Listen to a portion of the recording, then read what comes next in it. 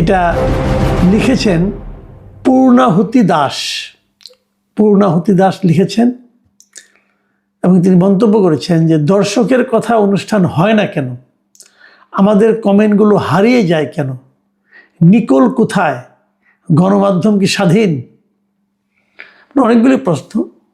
তো আমি এই প্রথম প্রশ্নটাই বলি যে দর্শকের কথা হয় না কেন, এটা নিয়ে ওনার যে উদ্বেগ, সেই উদ্বেগটা আমি যখন কালকে পড়েছি কমেন্টটা, আমাকে টাচ করেছে এবং আমার কাছে মনে হয়েছে আসলেই তো এই দর্শকের কথার কিন্তু অনেক দর্শক শ্রোতা আছেন, তারা এগুলি জানতে চান যে তাদের মন্তব্যগুলোকে আমরা কীভাবে দেখি, আর এই কমেন্টগুলো যেন হারিয়ে না যায়, সেই জন্যই আমি আবার শুরু করলাম। আমি এই চেষ্টা করবো আগামীতে এটা নিয়মিত করা যায় কি না। আসলে পারি না ভাই, নানা ব্যস্ততার কারণে, তারপরে চেষ্টা করব। পরের কমেন্টে লিখেছেন মুহাম্মদ, তিনি লিখেছেন আগে শুনতাম রাজাকার বা পাকিস্তানের দালাল, এখন কিছু বললে ভারতের দালাল। এটা কিন্তু একটা মর্মান্তিক একটা নিয়তি আমাদের। ফয়সাল আহমেদ লিখেছেন ভাই আপনার কাছে একটা প্রশ্ন রইল, ভারত যদি বাংলাদেশ আক্রমণ করে আপনি কোন পক্ষে থাকবেন? আশা করি উত্তর দিবেন। ভাই এটা কোনো প্রশ্ন হলো? এটা কোনো প্রশ্ন হলো? আমি ভারতের পক্ষে থাকবো? আমি তো বাংলাদেশের পক্ষে থাকবো।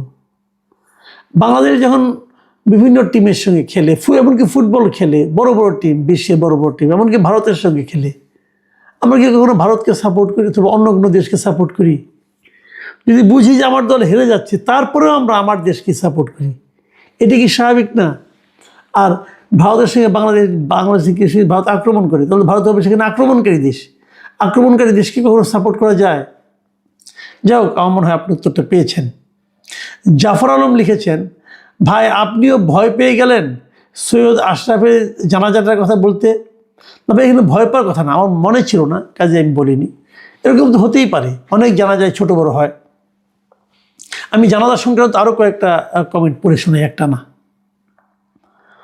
মোহাম্মদ খান লিখেছেন ভাই সাইদি সাহেবের জানাজায় লোক দেখেননি। স্যামসাং মোবিওনিক্স লিখেছেন চট্টগ্রামে ABM মহিউদ্দিন চৌধুরীর জানাজার নামাজ দেখেন নাই আপনি?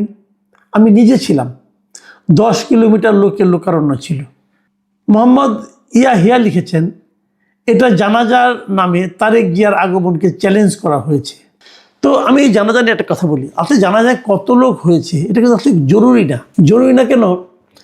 দেখুন, আপনারা যারা ইসলাম সম্পর্কে জানেন, ইসলাম ধর্মের ইতিহাস সম্পর্কে যাদের ধারণা আছে, তাদের ক্ষেত্রে আমি একটা কথা বলবো। আপনারা কি জানেন আমাদের মহানবী হযরত মুহাম্মদ সাল্লাল্লাহু আলাইহি ওয়াসাল্লাম যখন মারা যান, ওনার জানাজায় কত লোক হয়েছিল? আপনি একটু খবর নিয়ে দেখেন, তারপরে এই প্রশ্নগুলি করুন। অথবা আমাদের প্রধান খলিফাদের একজন, 4 খলিফার একজন হযরত ওসমান রাদিয়াল্লাহু আনহু জানাজায় কত লোক হয়েছিল? 12 জন লোক হয়েছিল। খবর নিয়ে দেখেন। তাতে কি ওসমান রাদিয়াল্লাহু আনহুর ওনার যে গুরুত্ব আল্লাহর কাছে, মানুষের কাছে, ইসলামের কাছে কমে গেছে? উনি তো আমাদের এই বর্তমান যে কোরআন শরীফটা আমরা দেখি, এটা তো সংকলনটা উনি করেছিলেন। সব অনেকগুলি ভুয়া কোরআন শরীফ হয়ে গিয়েছিল, ভণ্ড নবী এসেছিল, সেগুলোকে ঠিকঠাক করে এটা উনি করেছিলেন। কাজেই কয়জন লোক হয়েছিল এটা ইম্পর্টেন্ট না। আবার দেখুন, ইসলামের ইতিহাসে প্রথম সবচেয়ে জাঁকজমকপূর্ণ জানাজা হয়েছিল ইয়াজিদের, যাকে আমরা এজিদ বলি, এবং সেই সময় পর্যন্ত ইসলামের সবচেয়ে ঘৃণিত ব্যক্তি হিসেবে ওনাকে বিবেচনা করা হয়। তো ওনার জানাজায় অনেক লোক হয়েছিল। আর হযরত মুহাম্মদ সাল্লাল্লাহু আলাইহি ওয়াসাল্লামের জানাজায় অত লোক হয় নাই, ওটা কিস্তিয়ে কিস্তিয়ে জানাজা হয়েছিল, 10 জন করে।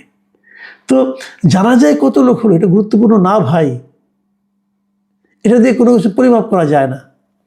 যাও, আমরা পরের মন্তব্যে যাই। আলী আসগর লিখেছেন এখন অবস্থা দেখে মনে হচ্ছে পিনাকি ইলিয়াস এই 2 জন কোনো এক এজেন্ডা বাস্তবায়ন করতে চাইছে। বুঝতে হবে তাহলে কি এরাই এর হয়ে কাজ করতেছে? এই সামান্যটুকু যদি আমরা বুঝতে না পারি, তাহলে সামনের দিনগুলোতে দেশের মানুষকে বড় ধরনের মাসুল দিতে হবে। মিয়া মাহবুব লিখেছেন মাসুদ সাহেব আপনি বলেছেন ভারতের বড় দালাল ছিল আওয়ামী লীগ, শেখ হাসিনা। ঠিক আছে, আপনি দালালির একটা উদাহরণ দিয়ে বলেন। মাসুদ সাহেব জানাজায় শরীক হওয়া লোকজনের চেহারা সুরত দেখেছেন? এইসব লোক জামাত শিবিরের হেফাজতের উগ্রপন্থী। বিভিন্ন দলের লোকজন, কিছু উশৃঙ্খল ছাত্রছাত্রী, এছাড়া কোনো সাধারণ মানুষ সেখানে জানা যায় শরিক হয়নি। এই একই ধরনের একটা কমেন্ট করেছেন মোহাম্মদ আক্তার হোসেন। তিনি লিখেছেন, ভাই শেখ হাসিনা যে ভারতের দালাল ছিল একটু তথ্য প্রমাণ সহকারে উপস্থাপন করলে ভালো হতো। বুঝতে পেরেছি ভাই, আপনারা মানতে রাজি হচ্ছেন না যে শেখ হাসিনা ভারতের দালাল ছিল কি ছিল না। দেখুন, দালাল জিনিসটা না অনেক লম্বা একটা ব্যাখ্যা হতে পারে, কিন্তু একটা কথা ভাবুন, শেখ হাসিনা যখন সরকারে ছিলেন তখন কি শেখ হাসিনা বলেন নাই যে ভারত আমাদের কাছে চিরদিন কৃতজ্ঞ থাকবে, কারণ তারা যা চেয়েছে আমরা তার চেয়েও বেশি দিয়েছি? বলে নাই? শেখ হাসিনা পররাষ্ট্রমন্ত্রী মোমিন সাহেব বলেন নাই? মোমিন সাহেব বলেন নাই যে ভারতের সঙ্গে আমাদের সম্পর্ক স্বামী স্ত্রীর মতো? বলেছেন কিনা বলেন? তো এই দুটো কথাই থাক, আর বাকি দরকার নাই। এই দুটো কথায় কি প্রমাণ হয়? যাক, তবুও এটার অন্য অর্থ হতে পারে, সেটা আপনার বিবেচনা করে দেখবেন। আবু ফারহান লিখেছেন, আমার দেশকে কিভাবে বন্ধ করা হয়েছিল মনে আছে? দিগন্ত টিভি, ইসলামিক টিভি, চ্যানেল 1 কীভাবে সরকার বন্ধ করেছিল তা কি আপনার মনে আছে? কখনো কোনো কিছু বলেছেন এসব নিয়ে?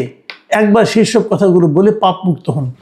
আবু ফারহান সাহেব, আমি আপনাকে একটা কথা বলি, আমার দেশ কীভাবে বন্ধ করা হয়েছিল আমি সব জানি। আমার দেশে একসময় আমি চাকরিও করতাম ভাই। আপনি মায়ের কাছে মামা বাড়ির গল্প বললে তো হবে না। আমি আমার দেশে একসময় দীর্ঘদিন, প্রায় 3 বছর চাকরি করেছি। এগুলো কোনটা কিভাবে বন্ধ হয়েছে আমি সব জানি, এবং তারও চেয়ে বড় কথা, এইগুলো নিয়ে আমি কিছু বলেছি কিনা এটা আপনি জানেন না। কারণ আপনি কি বলবো, এই প্রত্যেকটা বিষয় নিয়ে আমি কথা বলেছি। চ্যানেল 1 যেদিন বন্ধ হয় সেই দিনে আমি এটা নিয়ে একটা আর্টিকেল লিখেছি, সেটা পত্রিকায় প্রকাশিত হয়েছে। কাজে আমার কথা হলো কি, কারোর সম্বন্ধে মন্তব্য করতে হলে না প্লিজ একটু জানাশোনা করে নেন, একটু পড়াশোনা করে নেন। আমি জানি না আপনার বয়স কত, আমার তো দিন দিন অনেক বয়স হয়েছে, তাই না? এতদিনে আমি কোথায় কখন কি করেছি আপনি জানেন? আপনাদের জানেন না ভাই, একটু খবর নেন, দেখেন আমি বলেছি কিনা। ইসলামিক টিভি যখন বন্ধ হয় সে নিয়ে মন্তব্য করেছি। ইসলামিক টিভি কেন বন্ধ হলো, এটার মধ্যে কোনো খবরও বন্ধ হতো না, তাহলে এটা বন্ধ করতে হবে কেন? বলেছি আমি ভাই, এবং সেগুলি যে বলেছি তার ডকুমেন্টও আছে, আমি পত্রপত্রিকায় লিখেছি এগুলো নিয়ে। যাও, আমি পরের কমেন্টটায় যাই। GM আলাউদ্দিন রাব্বি তিনি লিখেছেন বড় কমেন্ট, আমি একটু পড়ে শোনাই কেবল। আসসালামু আলাইকুম শ্রদ্ধা মাসুদ কামাল স্যার, আমি আপনার চ্যানেলে একজন নিয়মিত দর্শক। আপনার রাজনৈতিক বিশ্লেষণে আমি বর্তমান বাংলাদেশের প্রতিচ্ছবি দেখতে পাই, তবে আমার বেয়াদবি মাফ করবেন। আপনি বলছেন এই সরকার নন সিরিয়াস, আপনার এই বক্তব্যের সাথে আমি একমত নই। আমার দৃষ্টিকোণ থেকে ইনি একটি মতলবী সরকার। ইউনূস সরকার ক্ষমতা গ্রহণের পর থেকে আজ পর্যন্ত তার সকল কার্যক্রমে এটাই প্রমাণ করে বাংলাদেশ এবং বাঙালি জাতিকে তিনি কতটা ঘৃণা করেন। ইতিমধ্যে তিনি দেশ ও জাতির যে ক্ষতি করেছেন তা অপূরণীয়। আমার মনে হয় এই সরকার যে মিশন নিয়ে ক্ষমতা গ্রহণ করেছে তা এখনো সম্পন্ন হয়নি। সেই জন্য বিপ্লবী সরকার গঠনের জন্য নিজেই দেশে অস্থিতিশীল পরিবেশ তৈরি করেছে।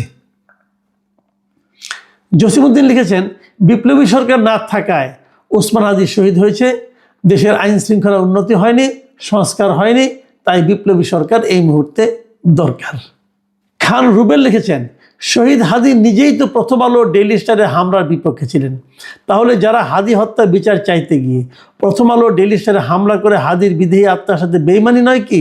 এই হামলা কি হাদির আদর্শের পরিপন্থী নয়? হাদি অবশ্যই একজন খাঁটি দেশপ্রেমিক, কিন্তু যারা হামলা করেছে তারা কি দেশদ্রোহী নয়? মিস্টার রুবেল, আপনার সঙ্গে আমি কিন্তু মোটামুটি একমত। শাহনাজ বেগম লিখেছেন, আসসালামু আলাইকুম স্যার, এই সরকার একটা মেরুদণ্ডহীন সরকার। এই সরকার একটা অন্যায়ের বিচার করতে পারে না। প্রথম আলো আগুন দিয়েছে, ডেইলি স্টারে আগুন দিয়েছে, ময়মনসিংহ ভালুকায় একজন লোককে পুরাইয়া মারছে, কোনো একটা ব্যবস্থা নিতে কিন্তু এই সরকার ইলিয়াস পিনাকির কথা উঠে আর বসে। এই সরকার কেমনে বলে যে আমরা ইতিহাসে শ্রেষ্ঠ নির্বাচন দেব? কোনো নিরাপত্তা নাই, আর বাইরে বের হলে চিন্তা ঠিক মতো বাসায় ফিরতে পারবো তো? কিন্তু এই সরকারের কোনো প্রতিবাদ করা যাবে না। প্রতিবাদ করলে জিম থেকে উঠায় নিয়ে গিয়ে গ্রেফতার করবে। এই সরকার সমালোচনা করলে আনিস আলমগীর স্যারকে গ্রেফতার করবে। সরকারের লজ্জা থাকা উচিত। আপনার বক্তব্য কিন্তু খুবই বিভিন্ন দিকে আপনি টাচ করেছেন এবং আমার কাছে পছন্দ হয়েছে, কিন্তু আপনাকে একটা অনুরোধ, যখন লিখবেন না তখন দাড়ি কমাগুলো একটু দিয়েন। আপনি পুরা লেখাতে কোনো দাড়ি কমার কোনো চিহ্ন পর্যন্ত নাই, কিন্তু পড়তে গেলে একটু সমস্যা হয়, এবং আমার ধারণা আমি একটু সমস্যার মধ্যে পড়েছিলাম পড়তে গিয়ে। উল্টাপাল্টা পড়তে পারি, সেই জন্য ক্ষমা করবেন। পেইন অল টাইম লিখেছেন, মাসুদ কামাল ভাই 5 তারিখের পরে এ পর্যন্ত প্রথম আলো নিউজগুলো একটু দেখবেন। মবকে সবসময় তারা বলেছে ছাত্র জনতা, কখনো তৌহিদি জনতার হামলা, আর তাদের অফিস ভাঙার পর তারা বলল দুর্বৃত্ত হামলা। অথচ কিছুদিন আগেও ইউনূস সরকারের দালালি করে বলল 69% মানুষ নাকি খুশি এই সরকারের উপর। তাহলে এখন ওনাদেরও খুশি থাকার কথা। যদি ওনারা খুশি না হন তাহলে ভেবে নেব প্রথম আলো আওয়ামী লীগ, কারণ আপনার কথাই আওয়ামী লীগ 30 থেকে 35%। ভাই মিডিয়া মানে দালাল এই দেশে। পেইন অল টাইম সাহেব, আপনি লেখাটা পড়তে যান, আমার একটু পেইন হয়েছে, কারণ কোনো দাড়ি কমা নাই, একটু জ্যোতি চিহ্ন ছাড়া হলে না পড়তে একটু কষ্ট হয়, তখন আমি আইডিয়া করে পড়তে হয় আমাকে। আবির খান লিখেছেন, স্যার আমি একজন ছাত্র, জুলাই অভ্যুত্থানে মাঠে থেকে লড়াই করেছি। ইউনূস সরকার গঠনের পর আপনারা যারা এই সরকারের বিভিন্ন বিষয় নিয়ে সমালোচনা করতেন, তখন রাগ হতো আপনাদের প্রতি। আপনাদের নিয়ে পিনাকির অপপ্রচার এই রাগকে প্রভাবিত করত। জামায়াতকে জীবনে প্রথম ভোটটা দিব ভেবেছিলাম, কিন্তু সময়ের পরিক্রমায় ভুল বুঝতে পেরেছি কোথায় যাচ্ছে আমাদের দেশ। এত অরাজকতা, অশান্তি, খুনি হাসিনার আমলেও দেখিনি। এই জামাত শিবির আমাদের দেশকে সিরিয়া লেবাননের পথ বানানোর পথে হাঁটছে। আপনাদের কণ্ঠ চলুক, মানুষ ভুল বুঝুক, দেশকে বাঁচাতে হবে সন্ত্রাসীদের হাত থেকে। সজীব আহমেদ লিখেছেন, এই সরকারের কাজ একটাই, আওয়ামী লীগের নিরীহ কিছু মানুষকে জেলে ভরা, এটাই তাদের কাজ। কেউ বেশি আওয়াজ করে পাত মেরেছে, আওয়ামী লীগ ধরো, 32বার ভাঙচুর করো, এটাই এই অথর্ব সরকারের কাজ। শফিউল্লাহ হোসেন লিখেছেন, মুক্তিযুদ্ধ দেখিনি, শুনছিলাম বাবার কাছ থেকে। জামাত রাজাকার এরা বহু অন্যায় করত, এখন নিজের চোখে দেখতে পাচ্ছি এরা কত ভয়ঙ্কর। এই কমেন্টে লিখেছেন মিস্টার ইমাম হোসেন। তিনি লিখেছেন, আপনার কথা সবসময় পছন্দ করি, তবে স্বাভাবিকভাবে মাঝে মধ্যে ভিন্ন মত থাকে। শুরুতে আপনি সমালোচনা করলেন ছাত্রদের উপদেষ্টা বানানোয়। আমি ভাবলাম সমস্যা কি, 2-1 তো থাকতেই পারে, অভিজ্ঞতা তাদের গাইড করবে। আপনি সমালোচনা করলেন উপদেষ্টাদের, বললেন এরা অযোগ্য। আমি ভাবলাম কই, এরা সবাই তো ভালো ভালো কথা বলেন। আলী রিয়াজ কত বড় এক্সপার্ট। আপনি বিএনপিকে ধুয়ে দিলেন লন্ডন মিটিংয়ের পর, বললেন বিএনপিকে ইউনূস মূলা খাওয়াই আছে। আমি বললাম প্রবলেম কি, বিএনপির নেতারা তো রাজনীতি আপনার চেয়ে কম বোঝে না, তারা নিশ্চয়ই এমন কিছু জানে যেটা আপনি জানেন না, হুদাই সমালোচনা করতেছেন। আজকে অবাক হয়ে ভাবি এই প্রত্যেকটা বিষয়ে আপনি কিভাবে ঠিক ছিলেন। তার থেকেও বেশি অবাক লাগে আপনার মতো একজন সাংবাদিক যেটা বোঝে সেটা বিএনপি কেন বোঝে না। এরা দেশ চালাবে কিভাবে? ভাই আপনি আমাকে প্রশংসা করেছেন, ভালো লাগলো, কিন্তু আমি একটু বলি, আমার সব কথাই যে মিলে গেছে তা কিন্তু না, সব কথা মেলার কথাও না। মানুষ তো ভুলভ্রান্তি থাকবে, সীমাবদ্ধতা থাকবে। আমি আমার মতো করে যেগুলো বুঝি সেগুলো নিয়ে আলোচনা করেছি। এগুলো হয়তো আপনি বললে আপনি এরকমই বলতেন, আমি যেরকম খুব বেশি বুঝি না হয়তো আপনি এরকমই বুঝতেন, আপনাকে আমি বলতাম যে আপনিও ভুল করতেছেন। কাজে ভুলভ্রান্তি নিয়েই মানুষের পথ চলা। তারপরেও আমি নিজে মনে করি যে সাধারণ মানুষও কিন্তু এই কথাগুলি বলতো। সাধারণ মানুষ যখন এই সরকারকে দেখেছে খুব কিন্তু একটা আশাবাদী হয় নাই।